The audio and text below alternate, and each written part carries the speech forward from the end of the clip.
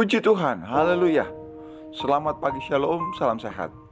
Kita berharap hari ini akan lebih baik dari hari kemarin. Renungan pagi ini dengan tema prinsip tegas, luwes, lentur dalam misi. Kisah Rasul 14 ayat 1-7. Dalam bersaksi, kita harus mengetahui dengan jelas apa yang ingin kita bagikan dan bagaimana menyampaikannya. Akan tetapi, itu saja tidak cukup. Kita juga harus peka terhadap beragam kebutuhan pendengar serta berbagai kemungkinan respon mereka terhadap Injil. Kita dapat menemukan prinsip dan contoh penting tentang bagaimana berinteraksi dengan respon tersebut dalam kisah penginjilan Paulus ini. Kemajuan misi Paulus di Ikonium berhubungan dengan reaksi negatif para pemimpin Yudaisme di Antiokhia. Sesudah memantapkan iman mereka yang menyambut Injil, Paulus dan timnya tidak meladeni para musuh Injil. Mereka mengalihkan usaha penginjilan mereka ke Ikonium. Hal yang sama ternyata terulang lagi di Ikonium. Di Ikonium kedua rasul itu beroleh respon dari banyak orang untuk menerima Injil karena pelayanan yang disertai mujizat Allah terjadi. Namun, banyak juga mereka yang merespon Injil secara negatif.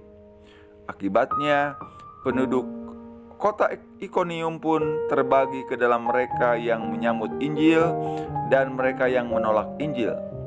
Bahkan para penolak Injil itu bertindak lebih jauh lagi menjadi para pembenci Injil yang menciptakan gerakan untuk menganiaya pemberita Injil.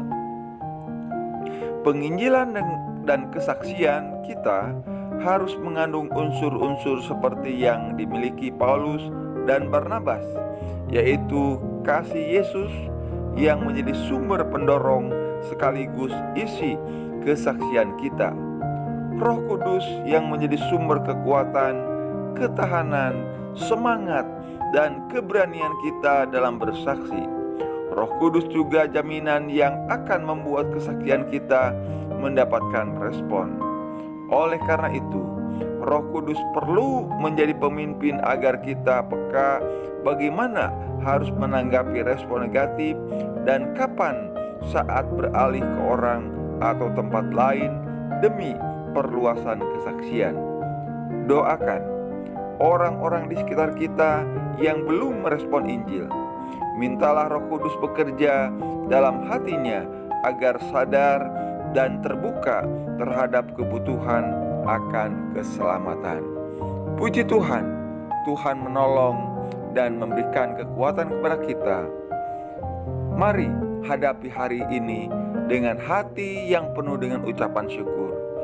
Dan tetap semangat dan jangan bersungut-sungut. Tuhan Yesus memberkati kita semua. Amin.